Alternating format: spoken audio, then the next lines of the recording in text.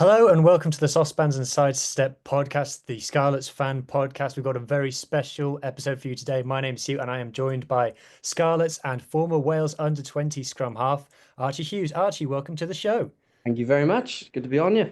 Yeah, we're absolutely delighted to have you. I hope our listeners really enjoy this one. It's going to be a special treat for them. So, first of all, how's it feeling to be back? Obviously, you were looking great in pre-season, unfortunately pulled up in the Leicester game, which I was at. So I saw you on the pitch looking quite frustrated, I must say. So back in Bayonne, how are you feeling? How's your injury? Did you enjoy being back out there?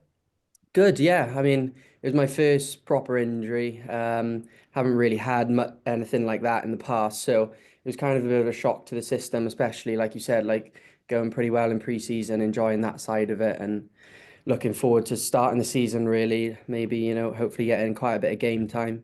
Hmm. But everyone sort of goes through that at some point in their career, a few times. So I just kind of accepted the fact that it was what it was and kind of used the opportunity to just look back and how I appreciate the game a bit more, not being able to train with the boys and play. It kind of made me realize like how much, I missed being involved in all of that. So, but then yeah, like you said, being back out in Bayonne was great. It was good to have those, those match day nerves again and the excitement, the build up, and being able to get out on the pitch then for, a decent amount of time was a proud moment for me and my family just to be able to get back out there and get into the swing of things. Yeah. Yeah. Do you have any pre-match superstitions, any routines that you go through? Um, Not really, no.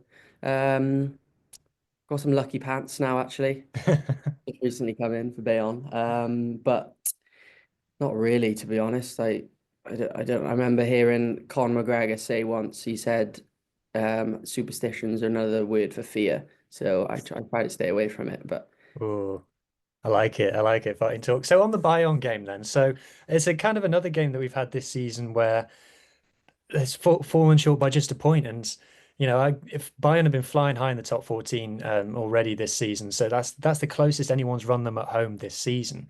But what's the vibe like in the camp after that one? Was it kind of we should have won that, or yeah, definitely. It's mixed because there was a lot of good stuff in that game. Like we were under the pump for the first sort of 20 minutes, defending a lot of that game in the first part. And, you like we say it quite a lot, we can't fault the boys' effort, like it's always there, the fight to stay in the game, like Bayonne losing, by a small margin, same with Glasgow, Benetton first game, same sort of thing. So I think it just shows coming from last year, like we have improved quite a lot just being in those games, but I think now it's just about realizing how we can, succeed then towards the end and make sure that, well, we get the win, which is the most important thing. So, like I said, yes, it's mixed feelings because we know there's a lot of positives, but at the end of the day, we haven't quite,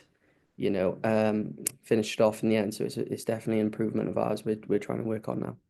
yeah, that's definitely the vibe from the fans at the moment. Is we're going into games a bit nervous, and then we're coming out of them saying, "Oh, gutted not to win that," but the fans are kind of happy to be gutted at the moment. Just as you say, like the improvement from last season, and saying, well, there was a bit worried about what might happen in this game, but we've come out of it thinking we should have won, which, as you say, is just massive progress. That the fans are definitely on board with what this team is doing. Yeah, it was great to see all the fans out there actually, like in Bayonne. I think it was like a good 300 odd that come out. So like that's just amazing for us, and to be able to have them, behind us all the time is really good. It really gives us a boost. Yeah. Yeah, absolutely. So, getting to know you a bit then. So, tell us about your rugby story then. So, as I understand, you started down in 10B and you've come through Carmarthen Quins and things and ended up at the Scarlets. So, just take us through your rugby career, your rugby journey, and how you've ended up sat in front of us here today. Yeah, so my dad played a lot of rugby in his time when he was younger, in 10B and on to uni and Welsh colleges, that sort of thing. And so I kind of just followed on from where he started really in 10B. He coached me through when I was about, in the sixes all the way through to sort of youth level and grateful to be able to do that when I was younger and just, always taught me just to enjoy my rugby, which is something I've carried on, all through my career really so far. I moved to Llandovery College then, which was a really high-based rugby environment. You know, you just live and breed rugby there, like constantly just Yeah. being up there. So I played a lot of rugby. You know, we go to school and then we'd be still out playing touch rugby at like 9 o'clock at night and then have to go to bed. So it's that sort of thing was great for my development, I think. And yeah, just came through the pathway then really with the Scarlets.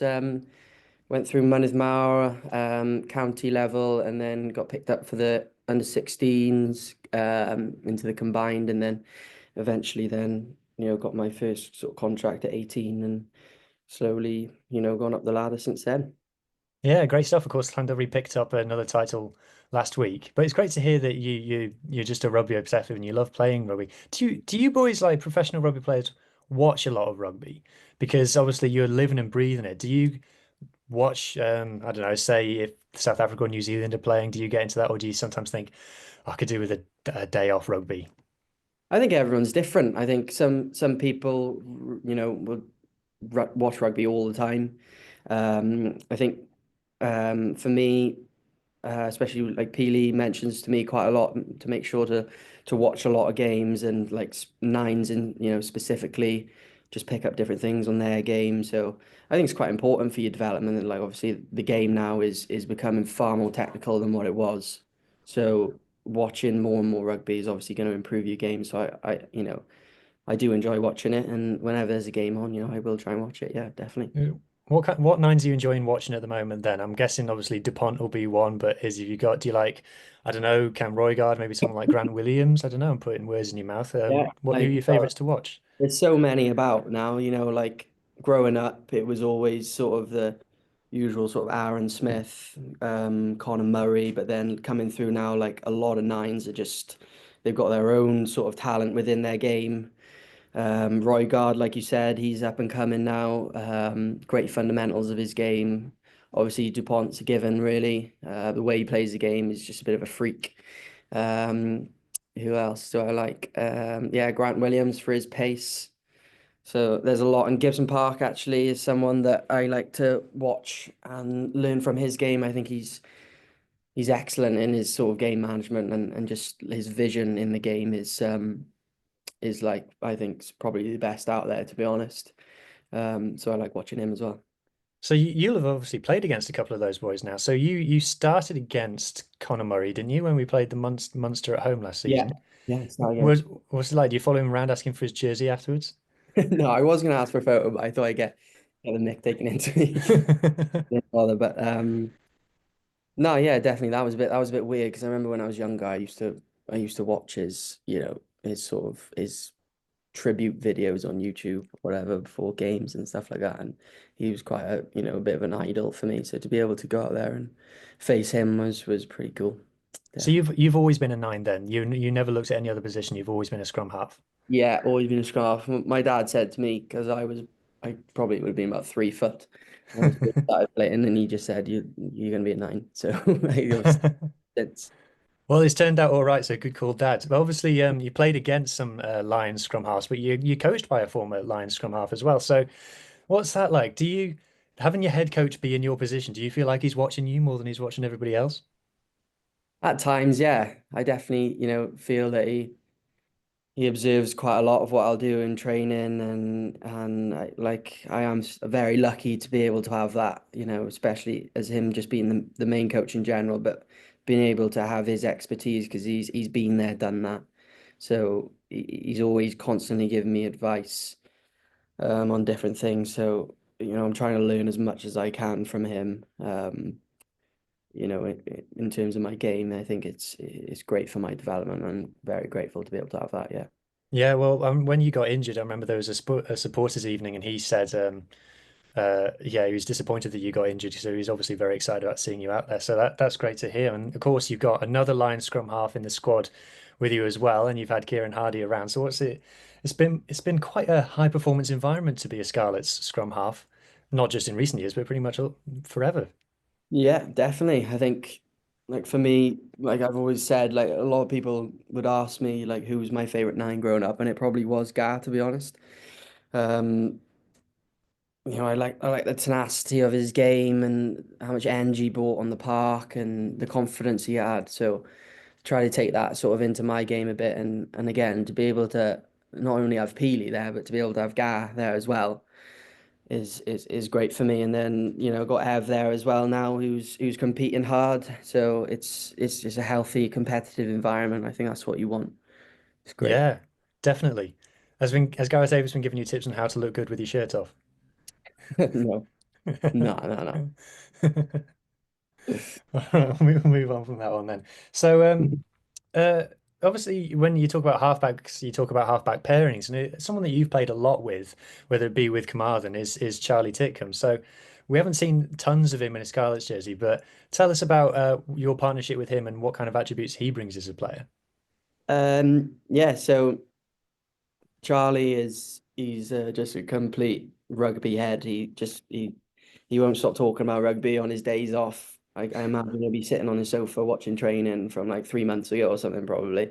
He watches it all the time. So to be fair to him, he's very committed in that sense.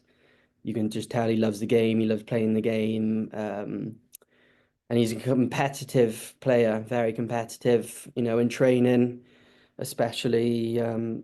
He's constantly everywhere. His energy's good.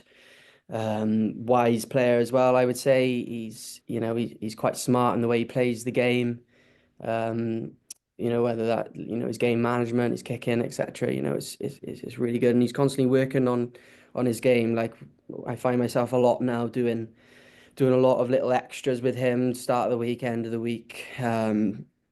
Just little bits, getting passing in or kicking with each other, game scenarios, that sort of thing. So it's really good to be able to do that with him. He's a smart player, and he's got a lot of knowledge behind him.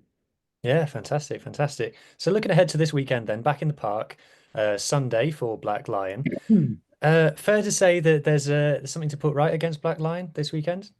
Yeah, definitely. Obviously, I think maybe last year we probably didn't quite respect them enough as a team. We didn't know too much about them, and they obviously turned us over in the end last year. So I think we owe them one in that sense, and to be able to have that opportunity again at home is definitely something we're going to be going after. And we know what they're like, the Georgians. They're coached by that sort of environment, the Georgian environment, and they've got a lot of internationals in that squad, and they're big physical boys as well. So we know it's going to be a challenge in that sense. And yeah, I definitely don't think it'll be an easy game, but I like to say we prepared well, and we're looking forward to the opportunity at home. Definitely. Yeah, the 23 that's been put out looks very strong, very excited to watch it. You're obviously starting on the bench. Are you a good bench player or are you sat there just going, put me on, put me on, put me on? Obviously, I think obviously you want to be starting. That's, I think everyone would want to be starting. But for me, coming off the bench, I don't see as a negative. I see as a positive because I'm able to, depending on the context of the game, be able to bring tempo or game management. But for me, with them on the weekend, I like to bring a bit of tempo if I come on, and yeah, really take it to them with the energy, especially seeing as against Bayonne. I kind of hoped I'd have that opportunity, but it was a bit more, a bit more of a tight game, so it was a bit different in that sense. But to be able to have a crack, but hopefully now this weekend I get a few opportunities and able to bring a bit of tempo to the game, hopefully. Yeah, and you're looking forward to playing in front of the Scarlets fans for the first time this year? Yeah, definitely. I think I can't really remember the last game I had at home. Would have been last year, yeah. So, I'm looking forward to that. And like I said earlier, it's great to have the fans there. So hopefully they'll be there in good spirit, which I know they will be, and really looking forward to that in front of them, definitely, yeah. Yeah. Okay, then. So we're on to the last bit of the interview now, where we do the quick fire questions. So this is one or two word answers, quick fire. First thing that comes to your head. It's not complicated stuff. So here we go then. So first one, tea or coffee? Tea, Early bird or night owl? night owl, Reset the scrum or tap and go? tap and go. If you could have any superpower, what would it be? Super speed, If you could be any animal, what would it be? probably a falcon. That's a good one. That's a good one. Okay, so you've already said that your favorite player growing up was probably Gareth Davis. Favorite non-scrum half when you're growing up? Damien McKenzie. Nice, nice. I hope I get to see you play against him one day. Um, last meal on Earth, what would you choose? Chateaubriand steak. Yes, and go out on a high. And finally, if you could pick three dinner party guests to have around, who would you choose? I go two rugby and one non-rugby. I go DuPont, Damien McKenzie, and Tom Cruise. That's a good selection. I'm liking that selection. That non-rugby choice, very, very spicing it up, I think. Okay, that brings us to the end of all the questions that I had to ask you, Archie. Thank you so much for spending time. If people have enjoyed watching this chat, then please subscribe to the YouTube channel, or if you've listened on audio, give us a 5-star review. It really helps us to grow. And enjoy watching Archie against Black Lion on the weekends. Cheers. Cheers.